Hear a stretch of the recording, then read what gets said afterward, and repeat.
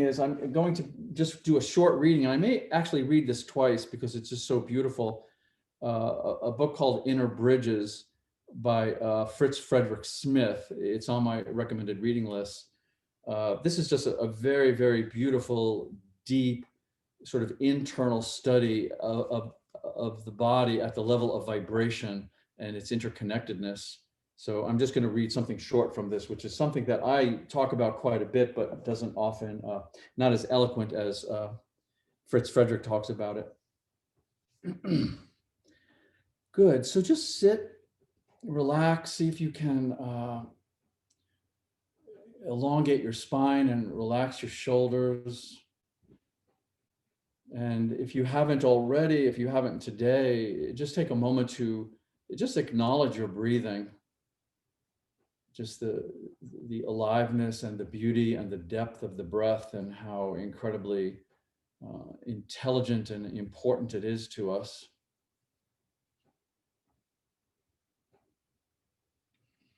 And I like to begin tonight's practice by telling you that that I do not like nesting dolls because they're just so full of themselves. So as you're calming down, though, I should give you a full disclosure that I stole that joke from my wife, and I'm not sure who she stole it from. So let us take a few moments to sit in calmness, in silence, and in lightness, to hold lightness in our heart and lightness in our mind and lightness in our body.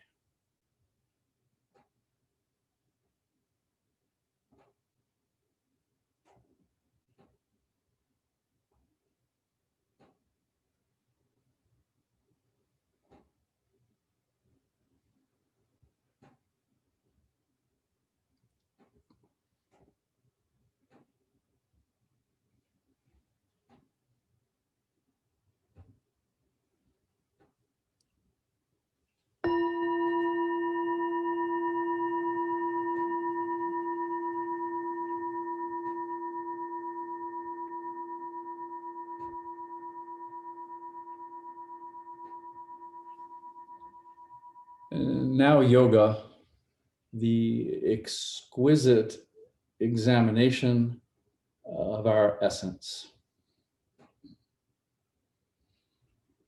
Good. So let's just take a moment. If you have been sitting with your legs crossed, just open them out for a moment and let the knees relax and breathe. And then for this, I'm just going to suggest a bit of padding in front of you just to soften the ankle bone into the mat or the floor. This is going to be the open square we'll begin with. And certainly I go in and out of poses that are really speaking to my body. And this has been lately, for the last couple of months, my very favorite forward bend. So if you're used to doing a square pose, very tight or with a lot of elevation, just the plain open square is really lovely, especially if you're working into the piriformis and up into the IT band. So let's bring the left leg in front of you, just parallel to the body, and then just bring the right leg in front of that. And like I said, the padding is not to bring elevation to this right leg, so not too much, just so the ankle can cradle in some softness. And then coming forward, I just like to always remind and emphasize that it's a very slow, mindful, and relaxed lower back. So we're not trying to stretch and come forward and down. We're really bringing the weight in from the shoulders and the weight of your skull. So just relax everything. You can put your hands on either side of you. If you need some support forward, you can certainly put pillows or bolsters forward to really feel like you are guiding the torso weight into wherever you're feeling resistance in, wherever you're feeling it. I mentioned piriformis and IT bend, but certainly lumbar area, hips, pelvis. So just nice and slowly. So you're just approaching what you're feeling, not forcing it, letting go of any concern with the shape of the pose.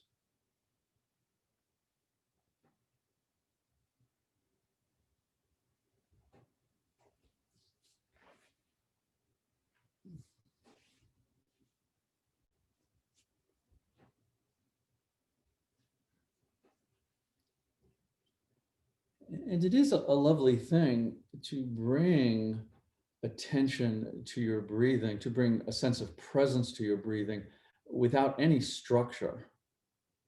So we have plenty of time to bring some structure and some direction to the breathing and explore it, layer by layer. But to just initially just bring your awareness, this is the fact that you are breathing and what that evokes, and the sense of the presence of the body being deepened in a way by the presence of the breath. So nothing too technical, but very profound when we start to appreciate the depth and the intelligence of the breath itself, just the way it is.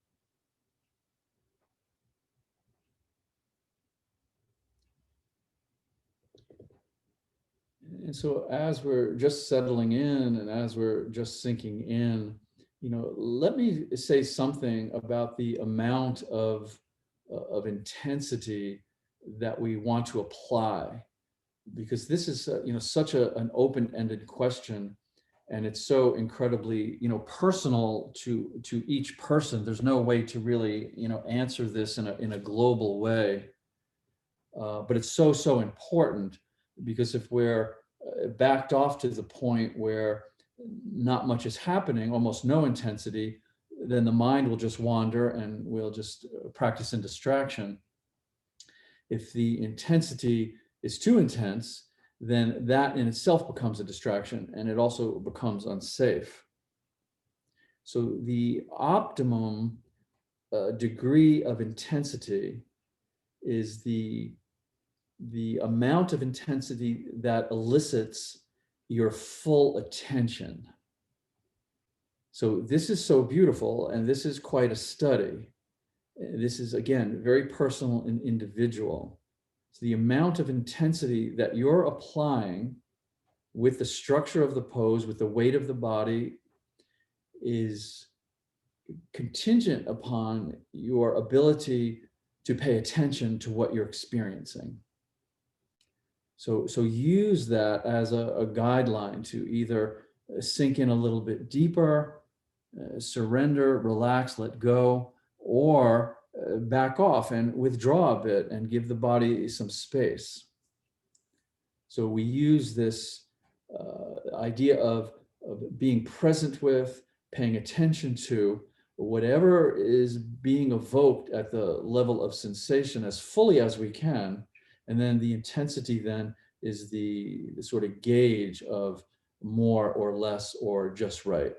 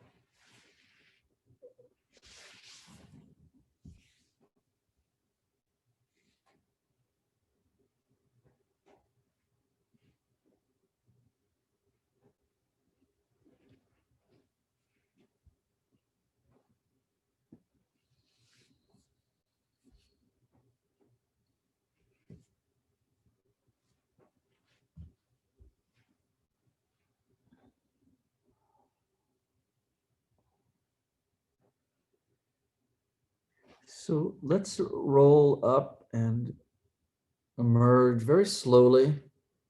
Just feel the quality of release as you're coming up. Let the spine relax, feel a bit of spaciousness between the vertebrae. So we're not manually trying to elongate the spine, but it's just a sense of relaxing the shoulders, relaxing the weight of the skull sinking into the shoulders, feeling the shoulders over the hips, and then we just come to a natural elongation of the spine. Good. And then we'll just let both legs relax out. At a nice angle past hip width. We don't have to come to the fullest straddle that we have. So just making sure the hips are relaxed and compatible with this. And we'll start to come forward again from here. You may want to have some of your bolsters or some pillows forward to relax the arms on again. So the optimum intensity is the amount that will elicit your fullest attention.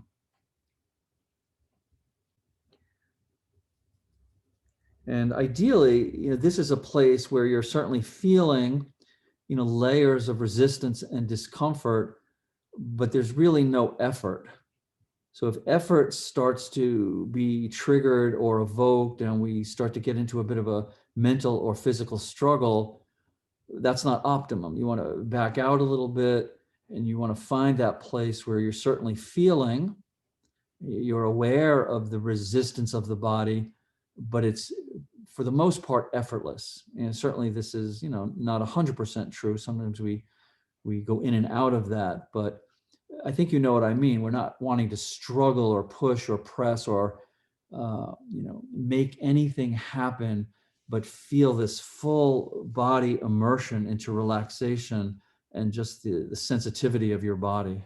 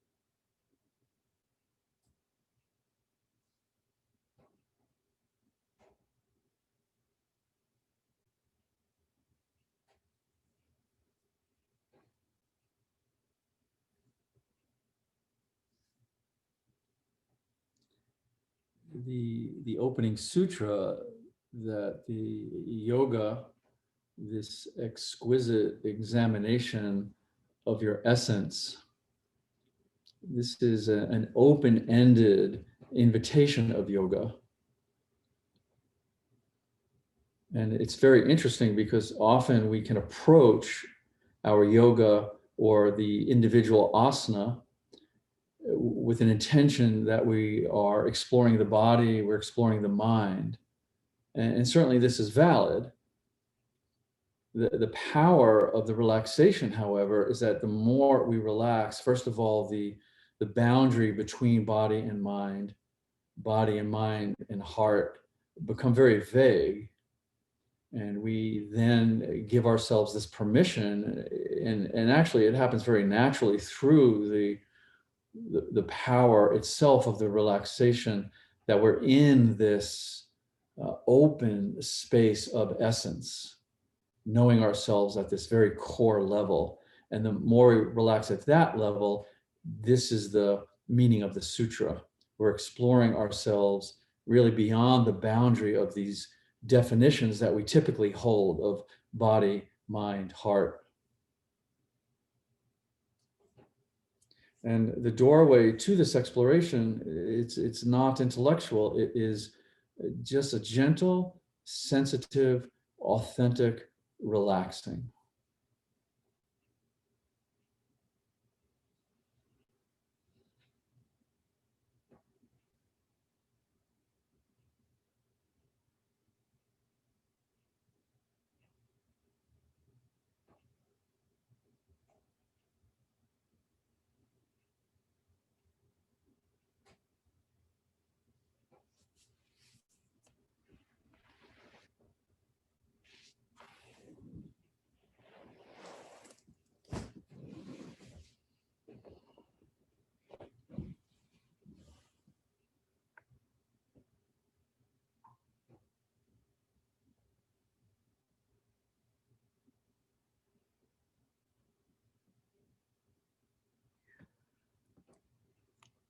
Okay, once again, let's come on up, but slow enough and gentle enough so you really feel that spine articulating, again, back to a nice, neutral, relaxed, elongated spine.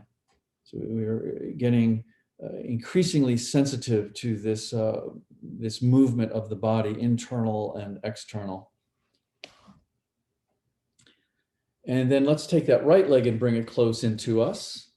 Have the padding if you're using the padding. And we'll put the left foot in front of that right leg.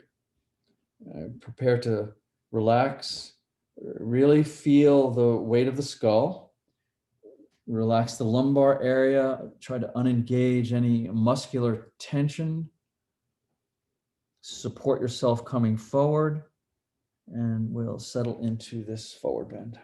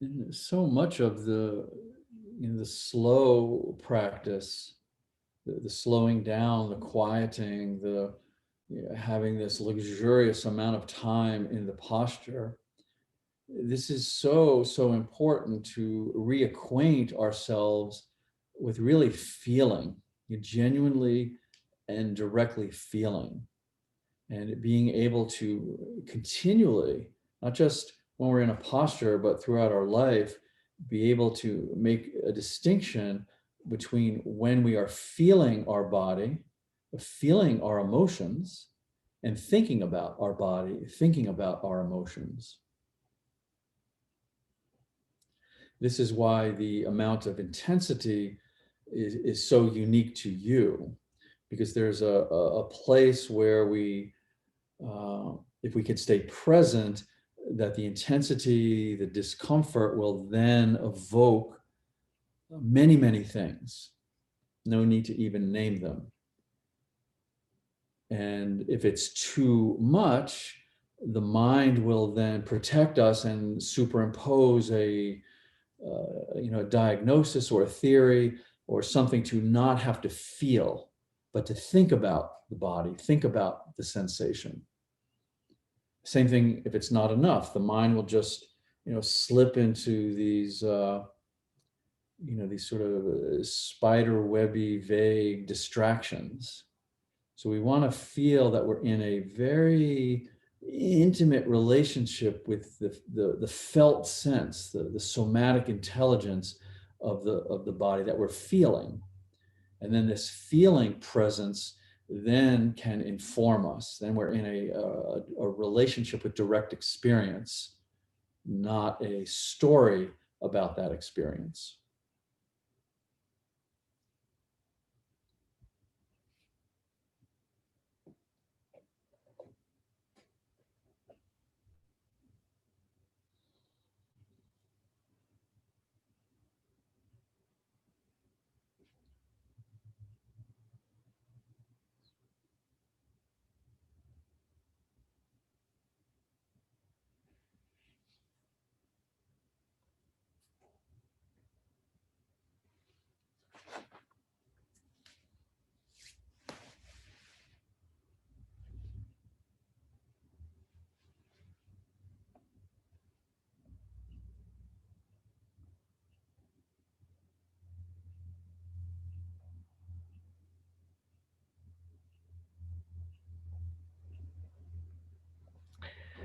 Lovely. So let's again roll up. Just feel the fluidity and the elongation and just the presence of your spine from the sacrum right up onto the base of the skull. And then we can open the legs out. And please make yourself comfortable. Let's take a rest here. So just lie down or any position you find comfortable, and we'll just relax for a couple of minutes.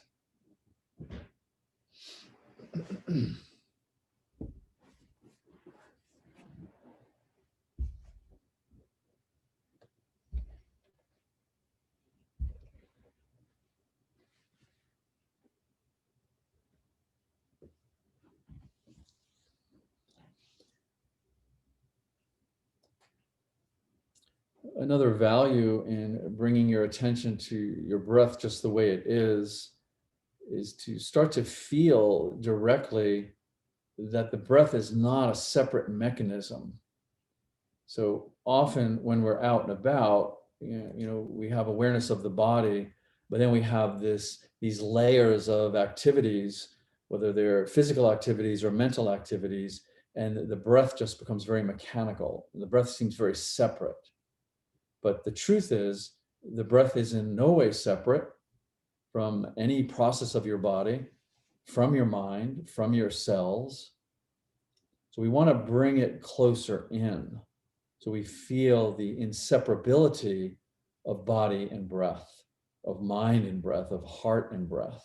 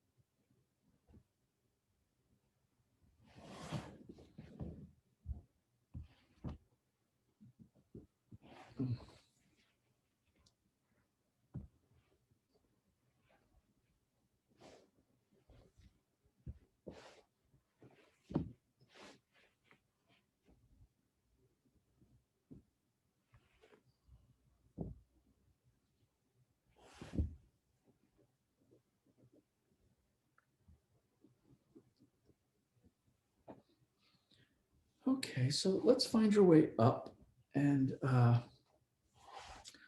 I'd like to build some support here. And what I have done is I have folded up a blanket, 4 folds to this blanket, to either replace the small bolster if you don't have a small bolster. So see, these are pretty much the same exact thing. So if you have a small bolster, you can use that. If you don't have a small bolster, fold a blanket. I'll just do it with the blanket. And then something, a little pillow or a second blanket or towel for your head. Good chance we're going to need that. And then I made a roll out of a towel. Yeah, so the roll, depending on how soft the towel is and how you're feeling in the mid back, and with the understanding that we stay here for extended time, maybe higher or lower. So I'll just do it at this height. And then we're going to put the roll over the folded blanket or the small bolster across over it. And I'm putting it pretty high up because we're going to try to catch it right below the shoulder blades. And we're going to be sitting on the floor, not on the bolster. So for some of us, this may evoke a little bit of a lower back pressure as well as the mid back. That would be lovely, but certainly not too much, I'm assuming, in this lower back area. And do be patient and take your time setting this up, because once we have it just right, again, it's it's a matter of feeling that just right intensity, so we can allow the compression to seep into the body in a very therapeutic kind of way. So I'm sitting on the floor. I have the blanket or bolster vertically up my spine, and then I'm trying to find that spot where the roll will come right under my shoulder blades. And yeah, so with this blanket, I feel a little bit of compression on my lower spine. That's ideal. You may or may not, but it was a little high for me. So I'm going to adjust it up. I'm going to bring it down a bit. It was a little on the shoulder blades. I want to bring it just slightly under. So it's really centrally mid spine. Yep. Good. And then I could leave the head this way. You can barely see my head, but it's just on the very edge of the blanket. But I'd rather not bring too much tension into the neck for this. So I'm going to snuggle down a little bit. I'm going to put a blanket under my head. The arms are just going to go to the side so the shoulders can relax. So the arms are side to side. The legs can then stretch out and open a little bit beyond the hips. And then just make any little adjustments you need, so you just feel this lovely pressure right into the mid back. So if you found your sternum and imagine downward, there would be this compression. Yeah, so again, take your time, make any little adjustments that you might need.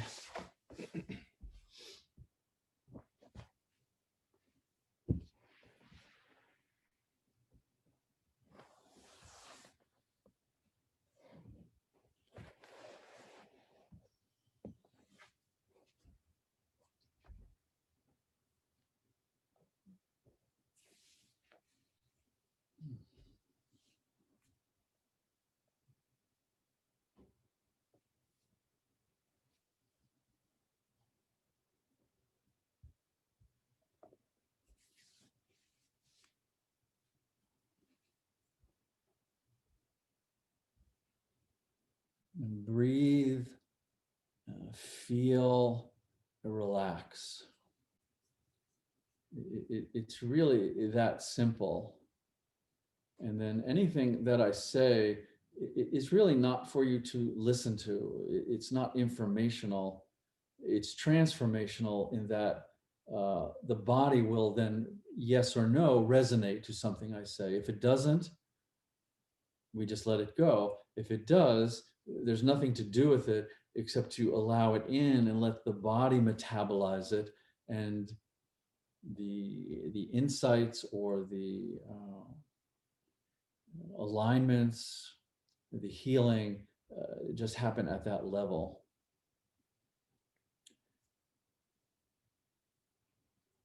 So with that being said, I'd like you to bring your attention in a very open-ended way to the area right up under the rib cage, the respiratory diaphragm. And what I would like you to do is start to breathe a little bit deeper, but very slowly. And when you inhale, know and feel that respiratory diaphragm is pulling downward into the mid part of the solar plexus, and just feel that. And feel that at the level where there may be tension or anxiety or feelings just woven into the fabric of the tissue.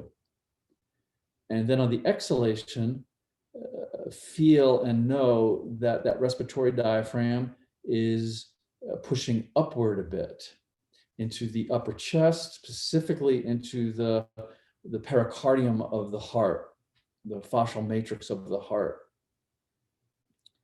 And just feel this, because just like any other part of the body, the hips or the knees that we are very clear that they tighten and then they have certain effects on us.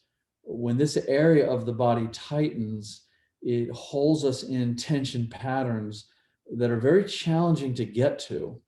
So we want to bring a felt sense of flow and movement and relaxation to the respiratory diaphragm.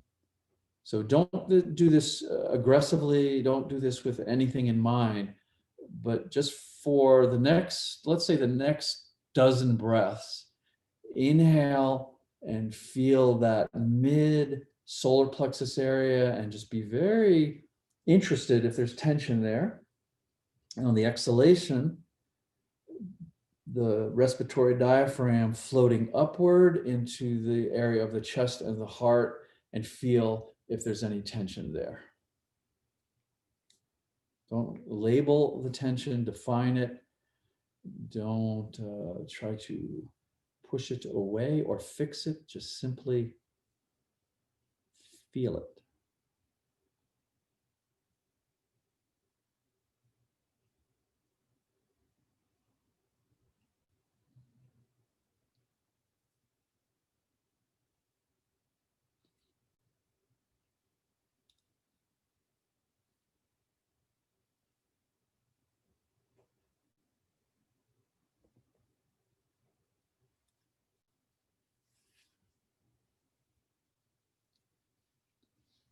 And then, of course, based on our unique energy patterns, the mind will then, in its own interesting way, draw us away from this examination of our breathing.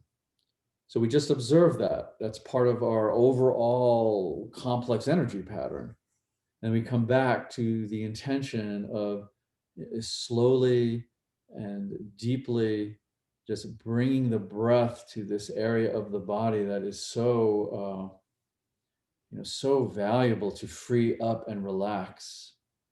The movement of the diaphragm affecting torso organs, digestion, the pulsation and the vibration of your heart.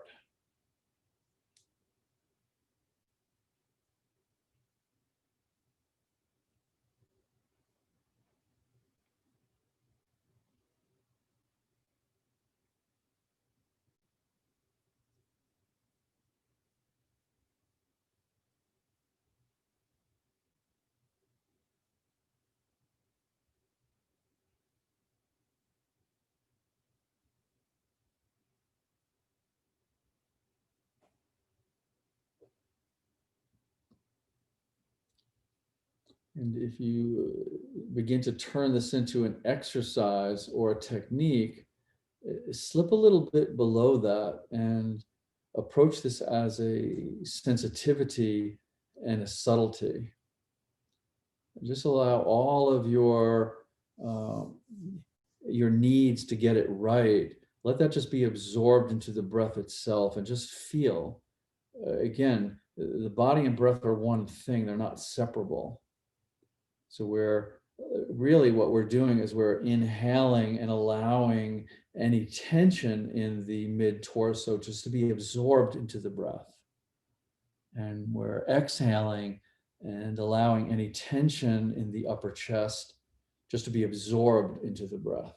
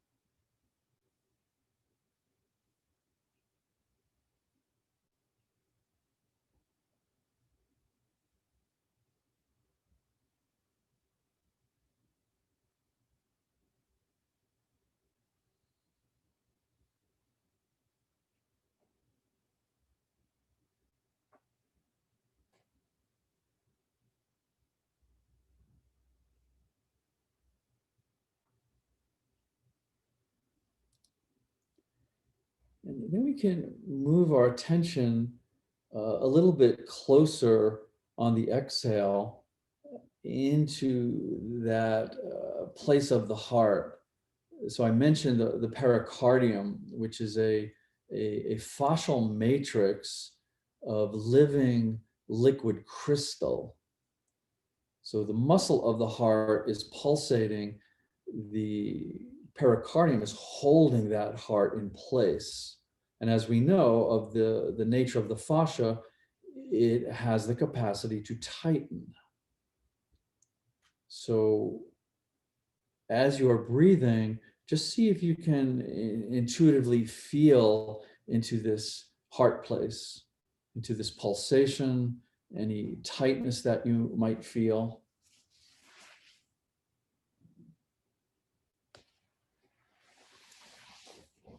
And I also think it's important that, certainly we can approach this place of the heart physically, and this is a very valuable to feel that exhalation and that respiratory diaphragm massaging this upper chest area, but also to relax any misassociations we might have with the heart's capacity. Because often when we think of opening our heart, we naturally think of that as being exclusively loving and joyous and elevated and possibly even spiritual. But we also want to remember, we want to evoke this cellular memory that it's perfectly okay. It's very healthy and therapeutic to allow our grief and our trauma and our fears and our weariness to be part of the pulsation of the heart. The heart, the capacity of the heart, the capacity of the heart to uh, hold us in this place of love is really limitless. So we want to give the heart permission to feel anything that's in the field, anything that is arising. And know that at the level of the heart pulsating and vibrating, it is an entrainment to every cell in the body. So let it open. Let it open physically, let it open metaphorically, and let anything that is in our consciousness that feels scary or restricted or limited, let that just dissolve into that pulsation.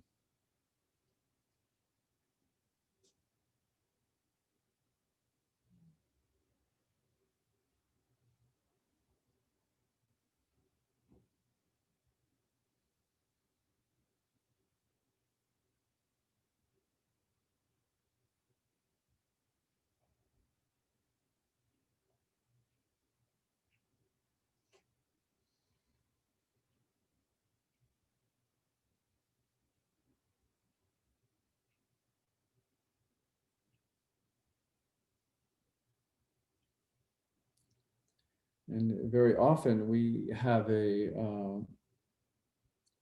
I think we have just a basic primal human need to express our hearts, express our hearts creatively, express our hearts relationally, and just express our hearts to the world and the cosmos.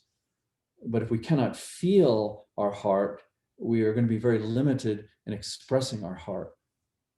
So allow that felt sense, that somatic intelligence to pervade and permeate this space, and really just feel it.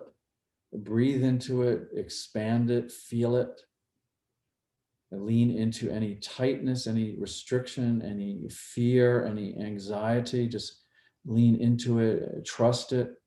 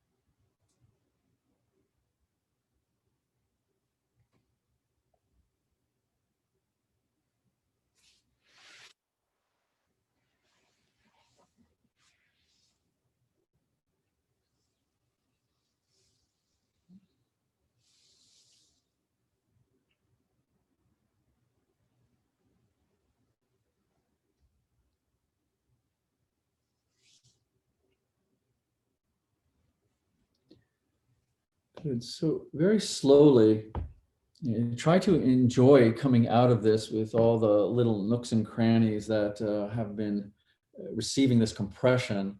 So put your feet on the floor. If you like, you can elevate the hips a bit and bring the back of the hips, the pelvis up onto the bolster or the folded blanket. Just kind of sway back and forth. You could also allow the knees to go back and forth and bring a little moving twist to this area. And when you're ready, you can just roll off of all of this and make yourself comfortable, and we'll take another short rest before we move on.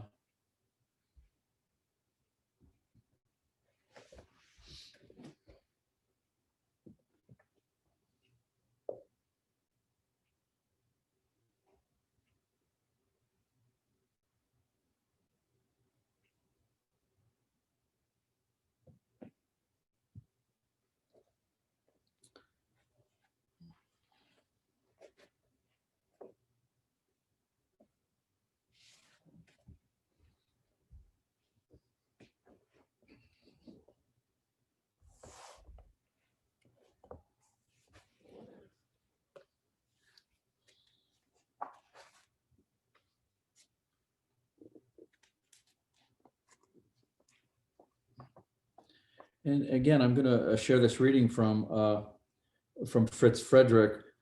Again, no need to hold on to it as a hard and fast concept, but just let it wash through you. And if the body resonates with something, so be it.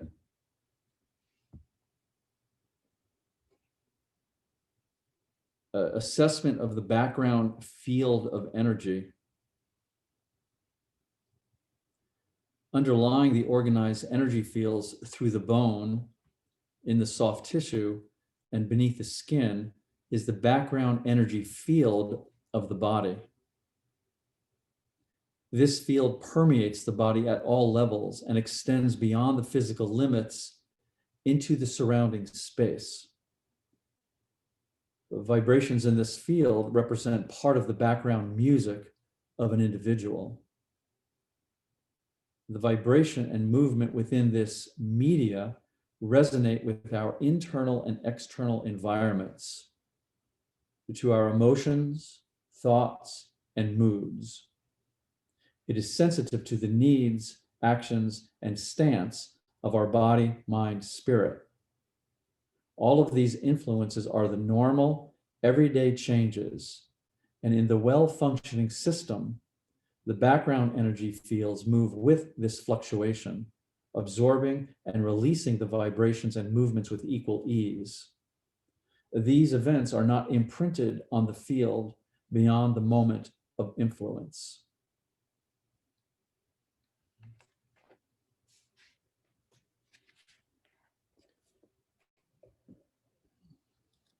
So the key to that is the well-functioning system.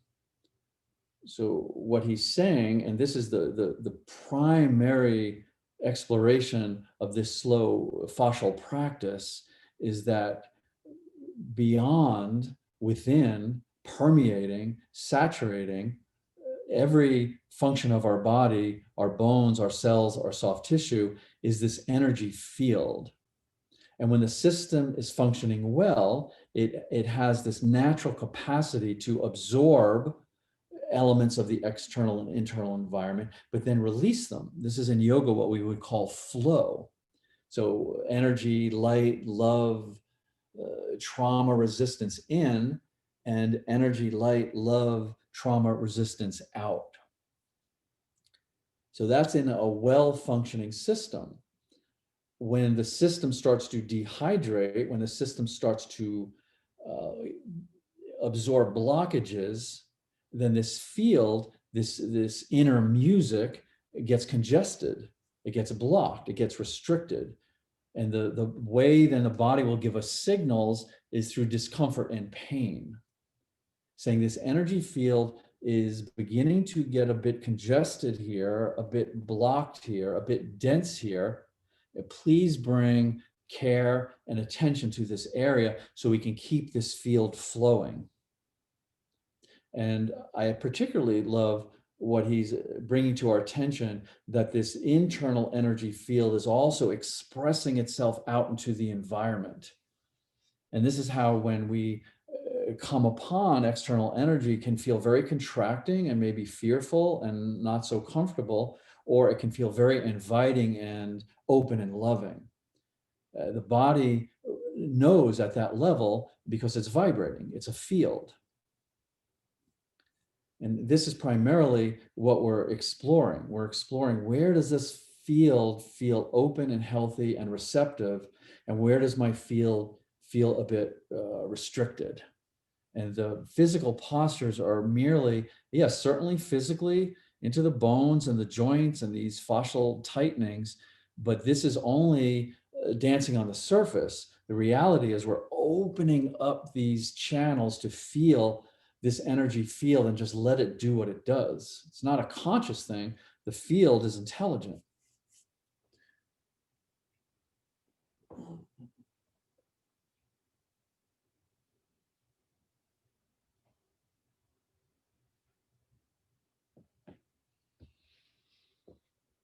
Okay, so let's come, if you're lying on your back, you can just roll over onto your belly and come into a child's pose. I just want to do a bit of a shoulder twist here. We're going to open the knees into a wide child. Lovely for the hips. We're going to open the hips and twist the shoulders a bit. And also know if this is a little bit too much, or your hips are not wanting or ready for this, I totally understand. You could extend the legs out and do this on your belly just as well, the shoulder opener. So from child's pose, you can rest on your forearms and just open your knees out. If you don't have some padding under your knees, maybe a little bit of a blanket. I have a blanket under my knees. Yeah, and then from here, stay on this right elbow and take the left hand arm elbow and slip it under that right armpit and just relax on this left shoulder. The head can relax on the floor. If you need a bolster or pillow under it, fine. And sometimes we take this right arm and we wrap it around back and grab the thigh. I'm going to recommend you just leave it forward for tonight's class, just to not have to go too deeply into this. It's nice sometimes just to relax into this left shoulder and just let the right shoulder relax. However, if you want to do the bind, you can do the bind if you want. Do the bind, but don't get into a bind, if you know what I mean. So we just relax here. Yeah, I would, for myself, I would bring a little something for my head so I'm not dipping into my neck too much. And then, like I was saying, if indeed this is too much, you can just straighten the legs out and lie in your belly, and we won't get the hip compression, but you will certainly get the shoulder compression.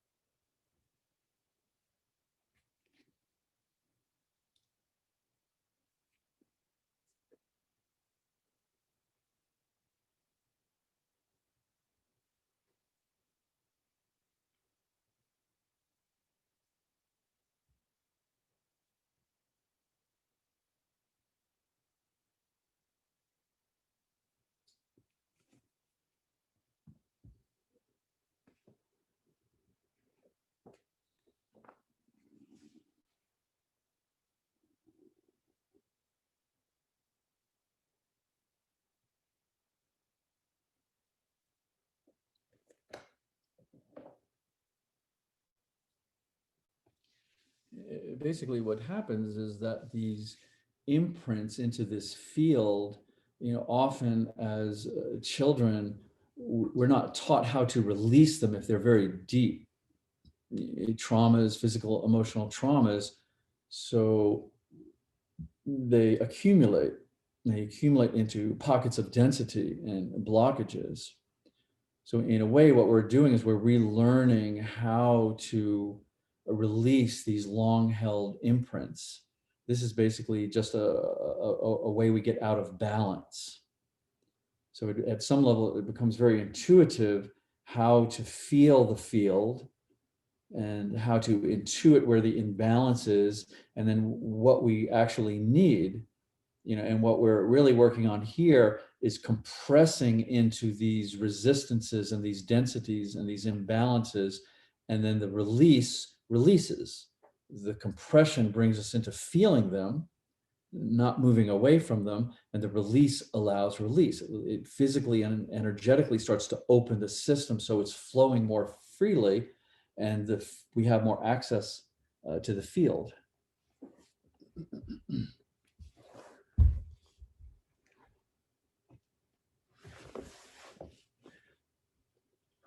Good. So you can push up a bit on this right arm if you still have it out front, and just bring yourself up.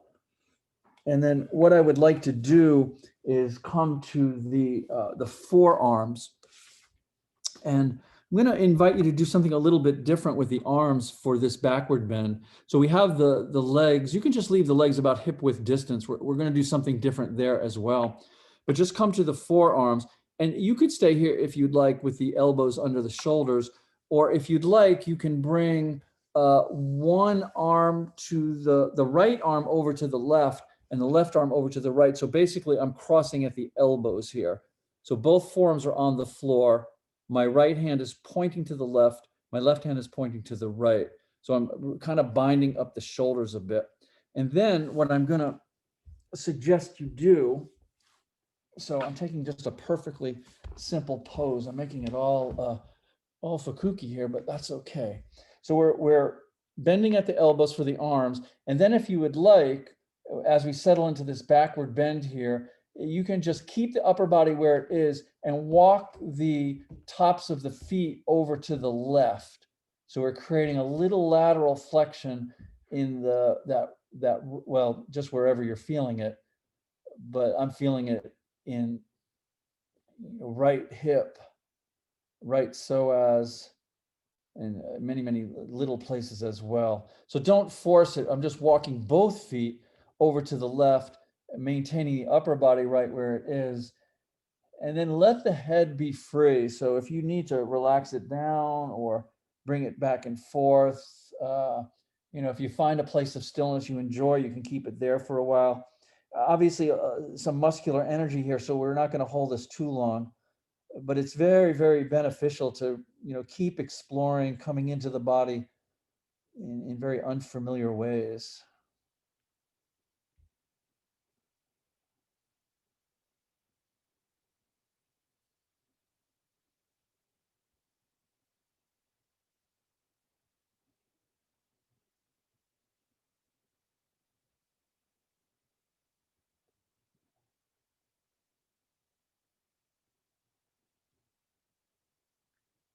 Good. So you can walk the feet back. And if you'd like to keep the arms in this position, that's great. If this is feeling a little too tedious for the shoulders, you can go back to just the forearms if you're ready and you would like to just pull a bolster under the chest and relax the upper body a bit. So either way, and then what we're going to do once you bring the feet back to neutral, let's walk the tops of the feet over to the right. So again, we're just evoking this nice lateral flexion of the spine. And just so nice to, really weave lateral flexions into our forward and backward bends, because they're, we just don't do them often enough, and the spine just really relishes this, especially at the level of the lumbar spine, because we're really bringing, sort of encouraging the spine to maintain its curve. We really want to keep that lumbar curve as curved as we can.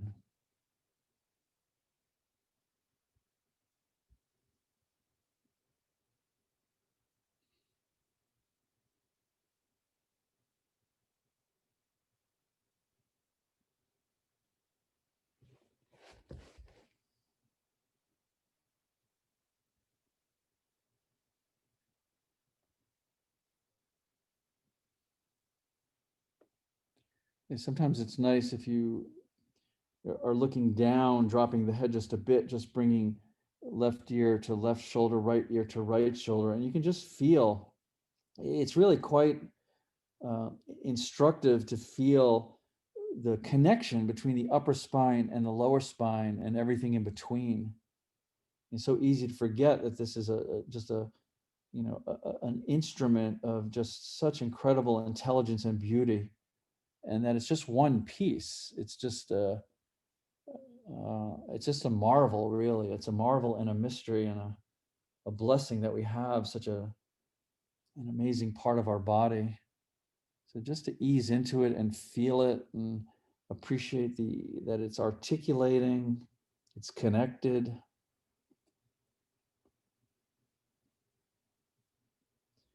Good. So you can walk your legs back to a straight spine. And then let's come back up into that child pose that we were in. Good. So back to child pose. And again, what I'm inviting you to do is open your knees out, just so the hips can relax between the heels. Lovely for the hips. And then we'll extend this left arm out and take the right hand arm, put it under that left armpit, relax on that right upper arm shoulder, and just leave that left arm forward. If you would like to bring it around back, feel free. I'm suggesting this, something for the head maybe.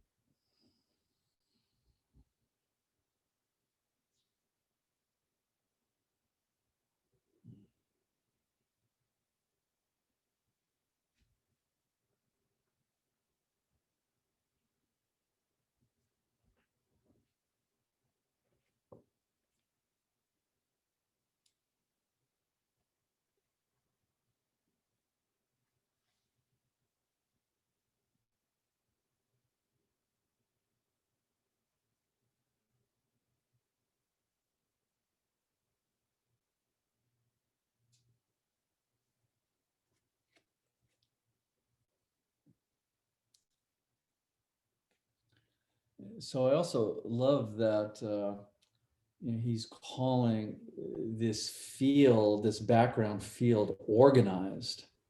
So not only is it organized, but it's intelligent. And then giving us this imagery that it's the actual background music of the body. And this is so beautiful because what is music? What is sound but vibration? What is the deepest fabric and movement of your body but vibration?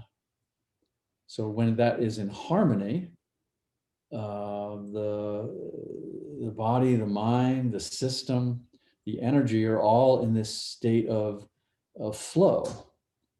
When it gets out of balance or out of harmony, the system, the organized field, is intelligent enough to let us know.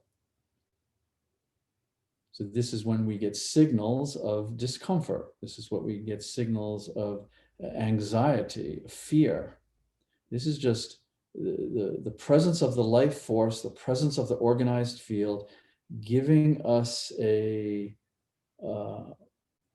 certain kind of feedback so we can then bring what's out of harmony back into harmony.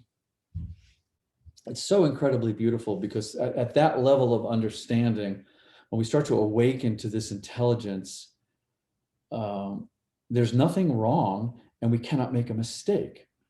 We're just becoming more sensitive to how we listen to life.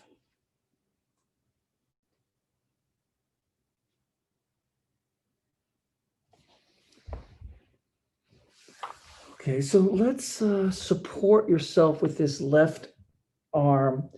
Let's draw that right arm out from under.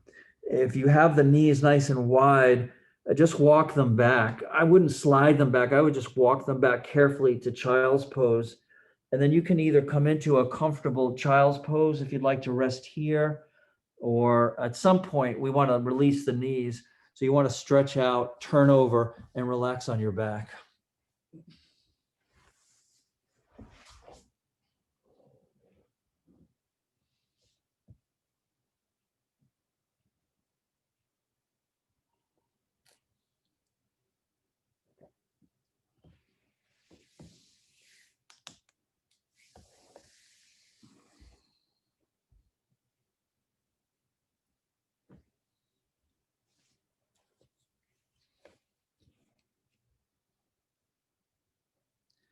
And, you know, this is, you know, what I'm talking about here is so, it's so intuitive. It's so natural and organic to the system itself. And the understanding is that the intellect, the collection of knowledge that we have is such a tiny piece of the input that really the awakening to this, the awakening to the intelligence of who we are at this essential level is really about not knowing, is not allowing the left brain, the masculine energy to dominate.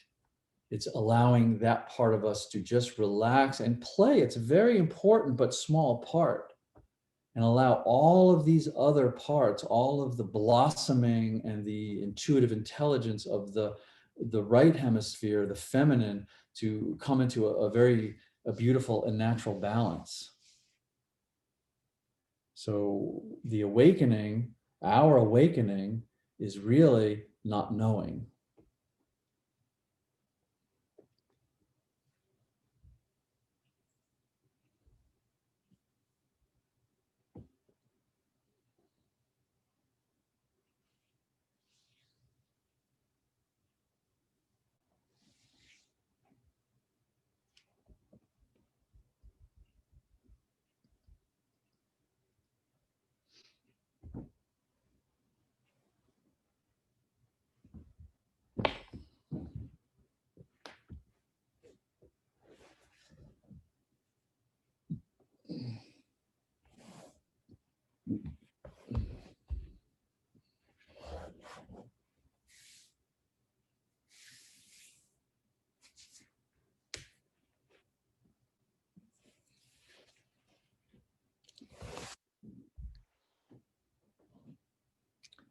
And really, truth be told, I'm fine with nesting dolls.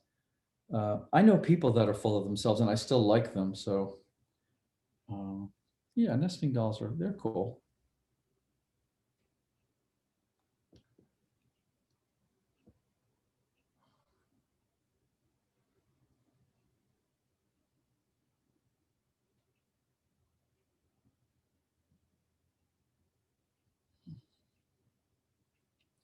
Okay, let's come on up. And yeah, I made this blanket and roll, and I'm wondering if it's a little too high. We can use the small bolster. So anywhere in between here, if you have the small bolster, use the small bolster. If you are making a roll, you can either place a roll up on top of a blanket, or it will work fine on its own. Yeah, it's a little low. That's a little low, but you know, just kind of play with this. So maybe what I would do here then is I would unfold this blanket a few folds, and yeah, not have it as high. Yeah, that's nice. Yeah, so I'm basically trying to come to this height of the small bolster. So if you have the small bolster, use that. And what I would like you to do is just to simply put this under your knees. Not too wide. You don't have to go to the full width of the bolster or the blanket. So use the width of the bolster. So almost hip width, a little bit flailing out from, not flailing, relaxing. Do not flail your hips, please. That's another practice. So just nice support under the knees, and then a nice gentle forward bend. Yeah, so just relax. And really feel the support under the knees, so the back of the legs are not so resistant. Let the head drop down. any support that you need. And we'll just come here for a bit.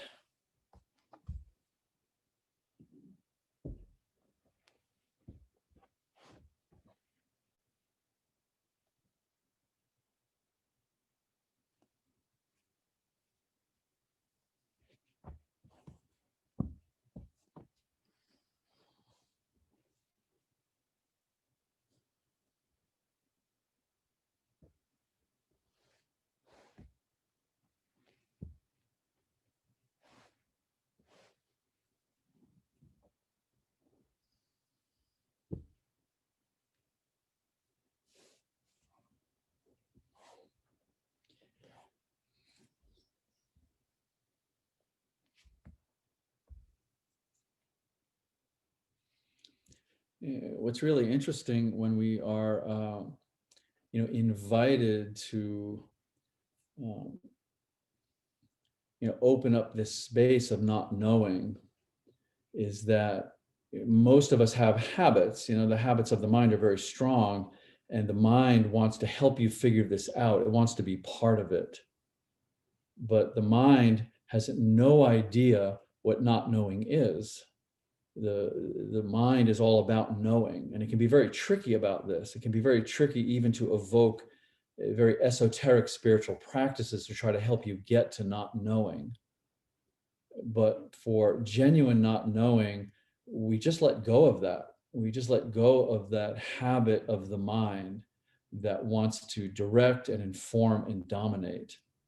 And it's almost like just relaxing into a sense of inner spaciousness and feeling very safe and enveloped and very open in this openness, if you will, and then allowing anything other than the not knowing, the habits of the mind, the history that we have, biological and mental history, memories, to just come and go, to see them as just a sort of surface chattering. But the not knowing is resting in this spaciousness, resting in this emptiness. And it can be very, very powerful. It can be very freeing as well.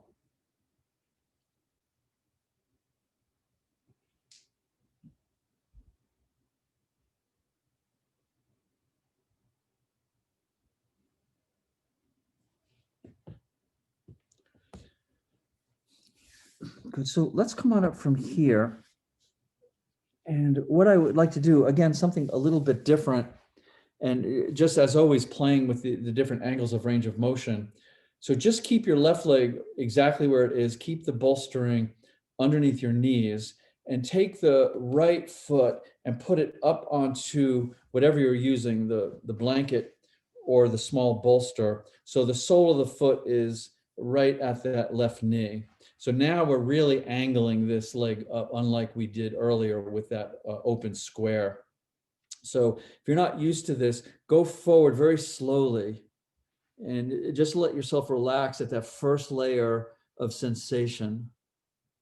And then use the guide to whatever intensity you're going to rest at as being able to maintain full attention.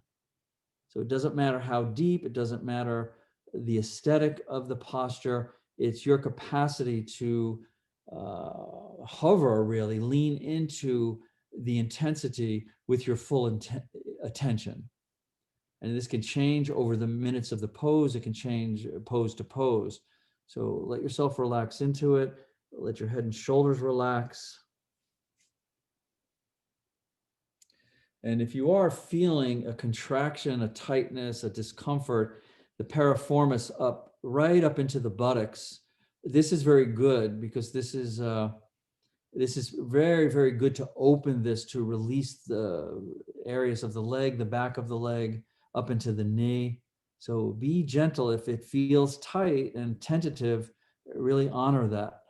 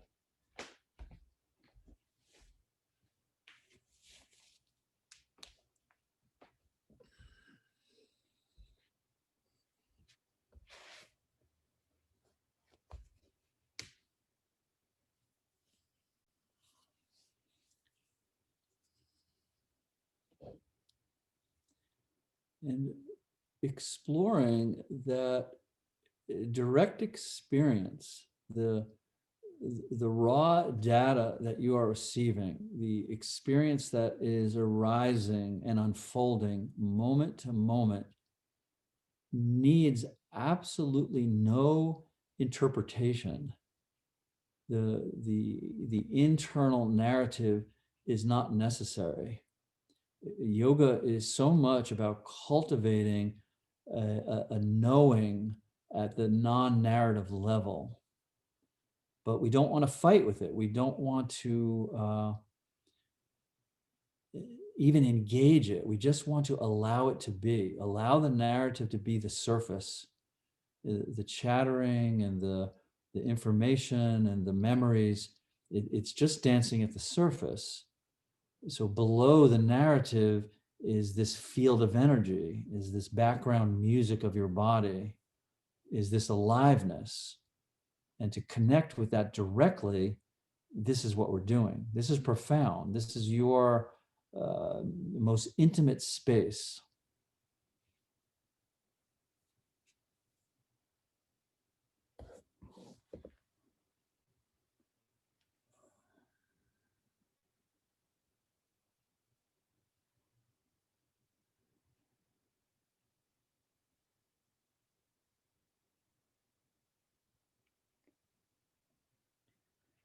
Good. So let's find our way up from here.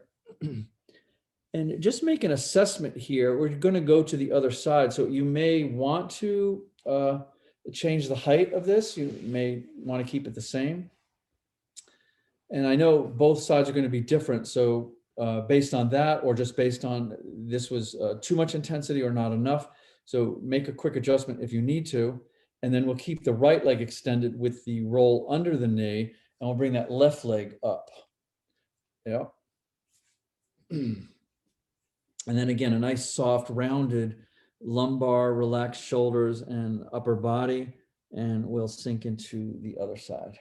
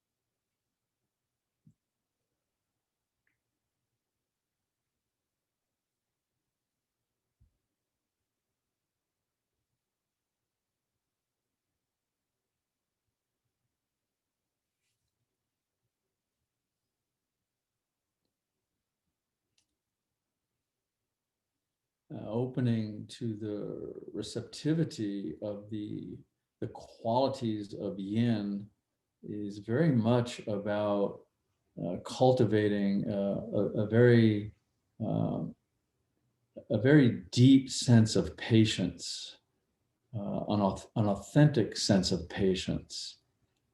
And one of the ways that we can approach that is to begin to align the quality of patience with slowing down the breath.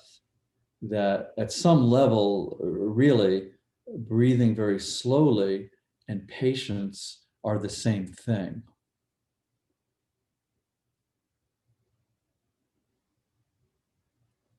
Because oftentimes the tension in a posture is simply not just physical, that there are mental anxieties, mental habits that just don't want to be in it, or want to alter it or change it, or you know what I'm talking about. So to be able to slip below those narratives, slow down the internal dialogue, and genuinely be patient and appreciate what an amazingly deep and beneficial quality this is to cultivate, and align it with the breath, with just slow, natural, deep presence of the breath, allowing yourself to just soften into patience and see that these are just really the same thing. It's a very lovely part of the practice.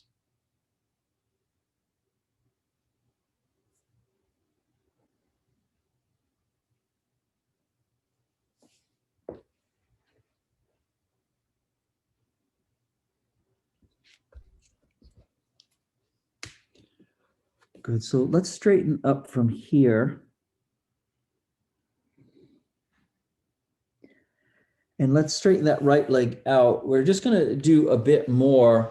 So straighten that right leg out and right to where we began, with the legs a little bit beyond hip width, the bolstering under the knees, and come forward again and see if you can place, doesn't matter how deep you come, but if you can just place your hands on each side of the leg. So right about at the calf, to just place the hands. We're going to have a little bit of passive movement here, but let's first settle into the forward bend again. So we'll kind of relax the piriformis, relax the hips, relax the weight of the skull, and just come into your forward bend here.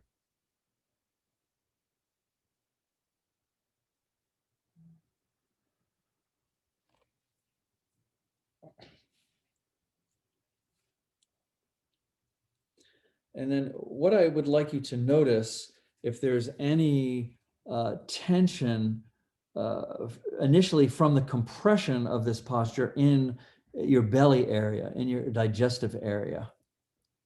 So I'd like you to just notice that. And what we're going to do with the support of the hands on either side of the feet is I'd like you to inhale and just roll up a bit, and just inhale and just feel that compression in the lower belly, or feel that discomfort in the lower belly. And then exhale, and as we're going back into the compression, see if you can release that discomfort on the exhale. So we'll exhale back down nice and slow, and then we'll stay here for a bit just to let the lower back acclimate here. And again, bringing some awareness into any discomfort or tension. So yes, there's the tension of the compression, but then what is it that you may be feeling in this gut area that is holding, is trying to get your attention, woven into the tissues? And then again, we'll inhale and come on up, but on the inhalation, we'll still hold that. Whatever you're feeling, just feel it. Inhale, come on up, release the lower back. Then exhale, soften back into it. And on the exhalation, then release. Let the compression sort of press out any residue of tension in this digestive area. This, I should say, highly intelligent digestive area. And then I'd just like to give you a couple of minutes on your own. Much better if you move at your own pace here. So the releasing out of it, the inhalation, and the really concentrating and holding the tension, and then the exhalation, just release the belly and anything you might be holding in the belly that's no longer serving you, and just a little gentle undulation and passive movement here. Let's take a couple of minutes moving slowly and at your own pace.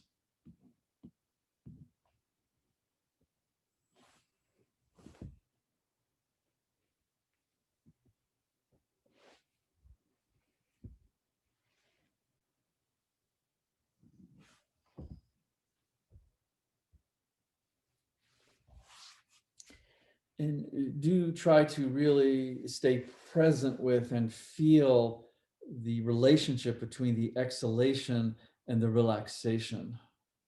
Especially now, as we already know, that the respiratory diaphragm is moving away from the digestive organs up into the heart. So it's making some space.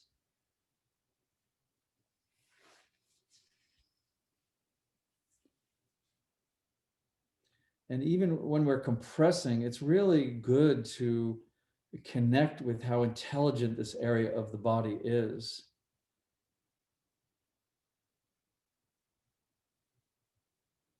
Really good to cultivate a deep respect for the intelligence of the gut area.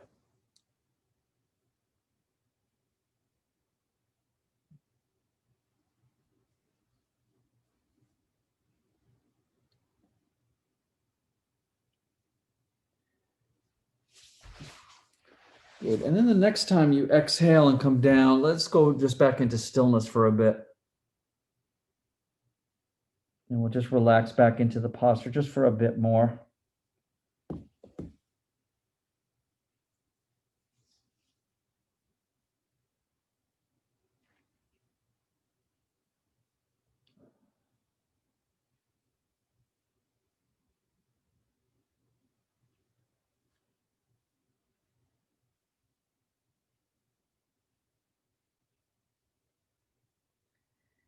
Good. So let's come on up. So we'll roll up once again, very gently, feeling that music, that background music of your energy field. Sit with it for a moment. And let's take a rest. So lie down if you'd like in fetal position, on your back. Come into child's position, whatever feels most restful.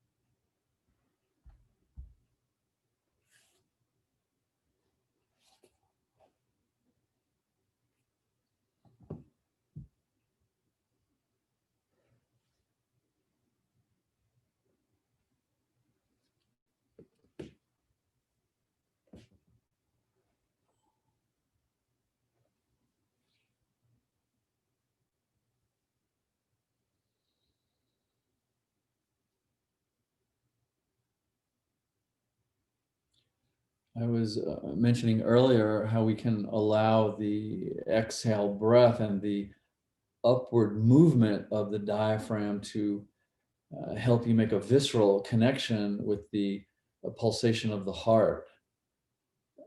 So this is a lovely way to connect with this area, but also there's a relaxation into the pulsing of the heart that we can recognize that it is a reminder that we are here, that we are embodied, that we are exploring this somatic organism of a brilliant intelligence. And this grounding is very, very powerful because it's really beyond the the realm of our concepts, and we get to see the actual discernment between our conceptual reality, which is vast and wonderful, and our actual embodiment, our physicality that is part of the earth, part of the fabric of the earth, and how that feels to be embodied in this intelligent organism.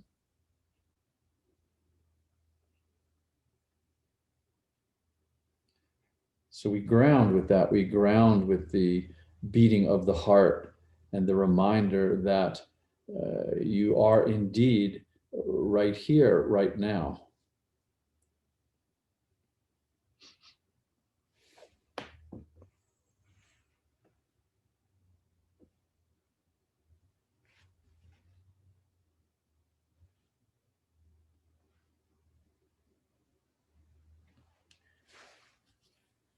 Okay, so let's come on up. And what I'm going to recommend for this next thing, this backward bend, that very typically I usually give options, and usually the pillows are for those that just don't have the large bolster. But what I'm going to suggest tonight is I'm going to suggest the pillows. It doesn't have to be obviously these kind of pillows, but if you have pillows, even like a bed pillow works if you bend it. So I've been really experimenting with the pillows a lot more, and they're just really wonderful, a wonderful alternative to the bolsters in sort of exploring these backward bends in a different way. So I want to give you two options for this. So one is what we're going to do is we primarily just want to arch the whole back over the pillows. Yeah. And if you don't have pillows that feel appropriate, you could use the big bolster for this. Good to probably have something for the head, depending on the pillows. These may seem high, but obviously they're going to compress. So what I'm suggesting, if you have the right pillows, you can kind of fold up, is to just sit on the floor, tuck them in close to the lower back, and let the body drape over it. So the shoulders are draping over. There's no shoulders on the pillows.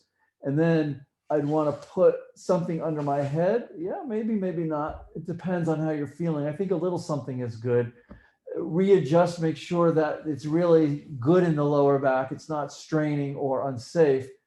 And then you can open the legs out from under you. No, excuse me. Open the legs just out a little bit past the hips. Yeah, and so this is very nice. The other thing you could do, I said I'd give you an alternative. This has its own intensity to it, is you can adjust your pillows so they're supporting the shoulders. So you'd sit on the floor. I just turn my pillows one way, and now they're going to catch my shoulders as well, supporting the torso. This is more to isolate into the lower back. Yeah, and I still have something for my head. So what I've done is I relieved some of that intensity where the shoulders were fully draped because the weight of the shoulders pulling along the back line.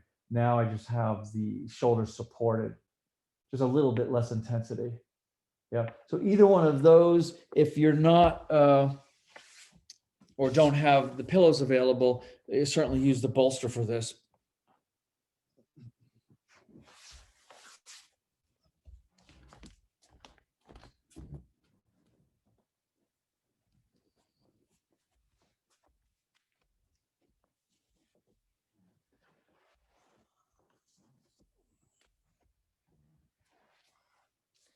And just to say, this is especially lovely if you are using the bolsters consistently.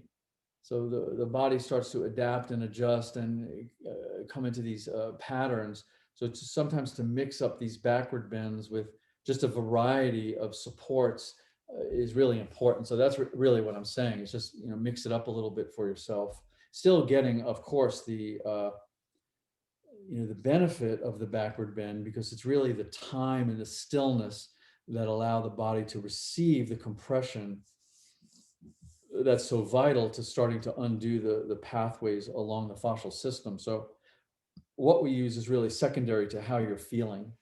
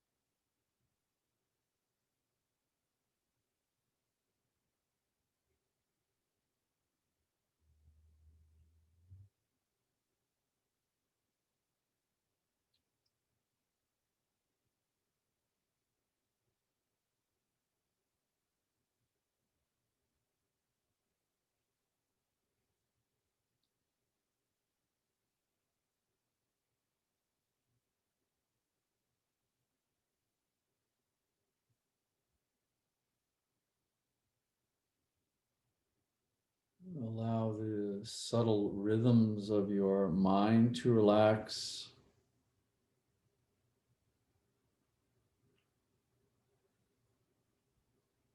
Allow the layers of sensation of your body to relax.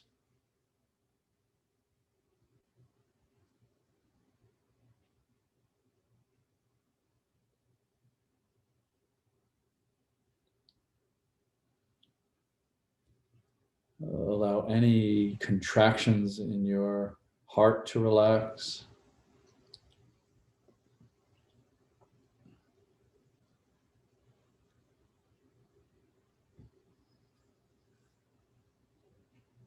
And just allow yourself then to relax at the level of your essence.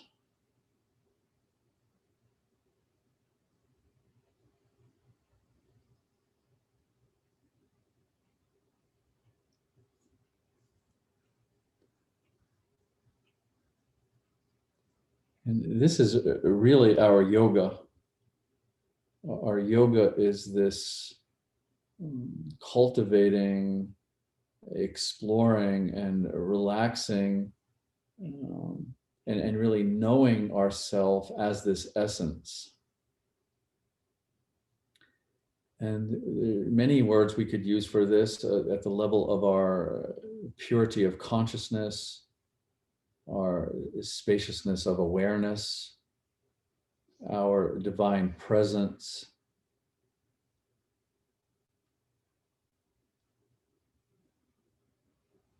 And all of the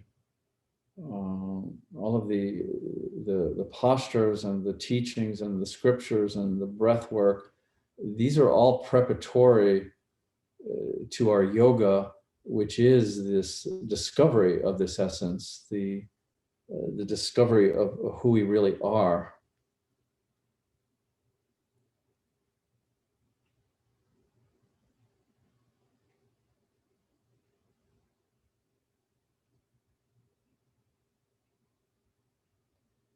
This intelligent emptiness.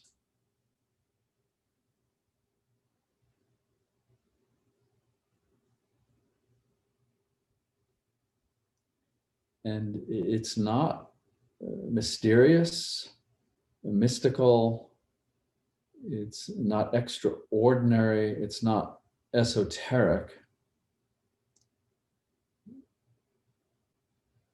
The yoga is a direct and simple invitation to be happy and to be free. And if we want to be happy and we want to be free, it does not matter how much we have or don't have. It doesn't even matter how healthy or not healthy we are. It doesn't matter the number or quality of our relationships, our profession, young or old. The only thing that we consider is, who am I? This is freedom. This is happiness. Freedom and happiness that is not contingent upon anything external. Who am I?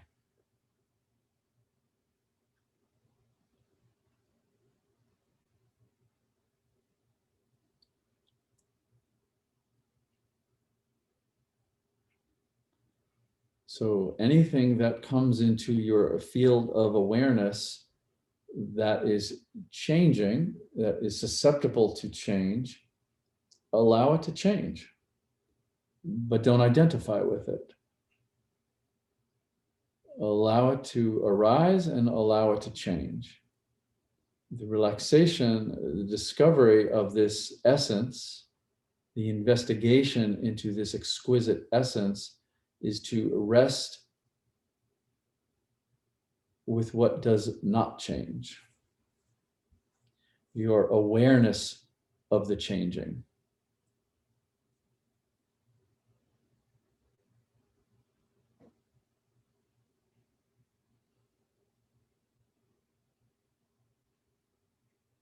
The body changes, mind changes,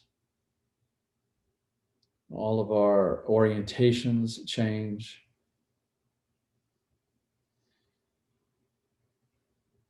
You are this vast, spacious, open, infinite awareness that does not change.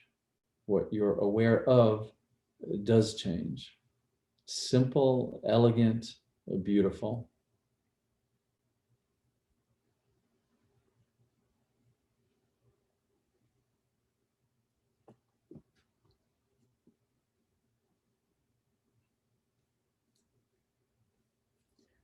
And this is not necessarily spiritual. We don't need a teacher or teachings. This is simply the natural process of life. And it's ongoing and it is eternal.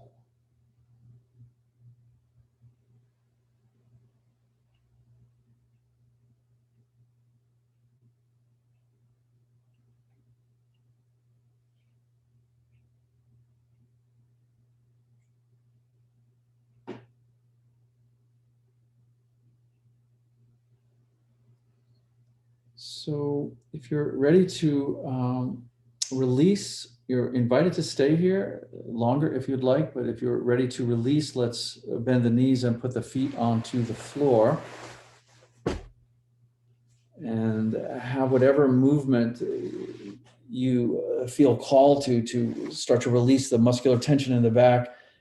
So the feet are on the floor. You can, elevate the hips a bit. You can bring the knees side to side. You can also bring the shoulders side to side a little bit and ease into the rib cage. So anything just releasing muscular tension. And what I'm going to suggest here, instead of going directly to relaxing, if you would like, it's nice to come into a simple child's pose after these long backward bends. Uh, child's pose, often we don't remember that they're a very gentle forward bend. So this time we'll bring the knees together and just relax into just whatever is the most comfortable child pose for you. And just really feeling it as this gentle forward bend. And it's a nice way to feel the residue of the backward bend that's still there. And, this part of the body that is in this, pulsing movement of contraction and expansion, of density and opening.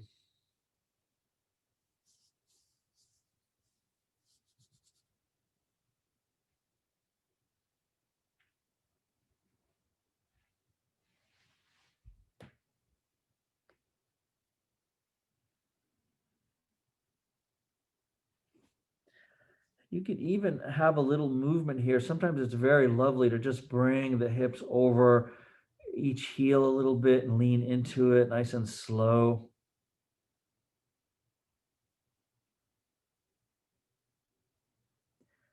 And not to forget that yin is not you know strictly defined as just stillness. It's really the quality of our movements and the quality of feeling the body. So we're moving the hip side to side with very little effort, not trying to push anything away or suppress anything, but really feel it. To really be okay with feeling the way that your body is holding itself. To feel yourself as this, as this internal energy field that has, just has these very complex energy patterns, this internal harmony.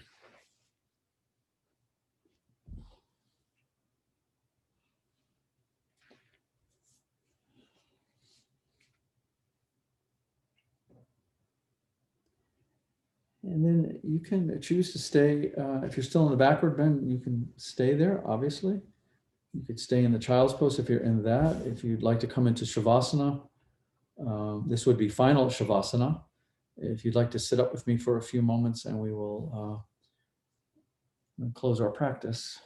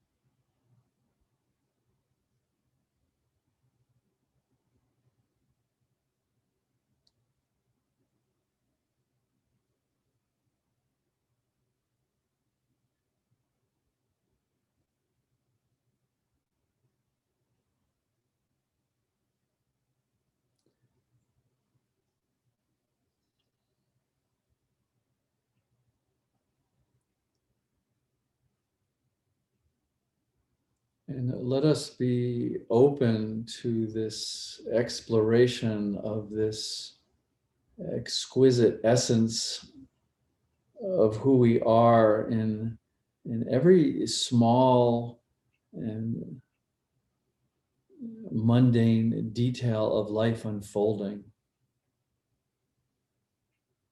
I am what does not change.